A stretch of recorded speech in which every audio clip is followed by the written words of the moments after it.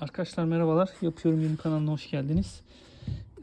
Bugün prefabrimizde odun yakmak için kasa kullanıyoruz. Ufak bir plastik meyve kasası. Onun için odunları koyuyorduk. Yani biraz daha böyle kibar ufak bir şey yapayım istedim. Çıkma paletler vardı. Palet parçaları falan. Onları kestim ölçülü şekilde. Yani ölçüsün bir önemi yok. Yani göz kararı kestim. Bir tane de plastik bir şey vardı. Biraz büyükçeydi. Onu da iki parça spiralle ayırdım. Şimdi ayaklarının montajını yaptım. Ufak böyle sehpa gibi odunları koymak için bir şeyler yapacağım. Yanlardan da şöyle uzataraktan destekleyeceğim. Hani üst üste odun koyduğumda düşmesin diye. Videoyu yapım aşamalarını çok hızlı bahsedecek olursam önce ayakları eşit şekilde kestim arkadaşlar. Spiralle sonra hemen plastikten vidalıyorum.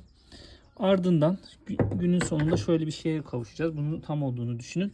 Şu yanlardan da şu dikmeleri 3 parça dikme besleyip 3 parça da buradan besleyip, hatta pardon düzeltiyorum. Şöyle 2 parça şuradan ve şuradan 2 parçayla besleyip sırf dizilen odunları tutsun diye karşılıklı bir şekle getireceğim. Bitmiş halinde tekrar sizlere gösteririm. Selamlar, saygılar.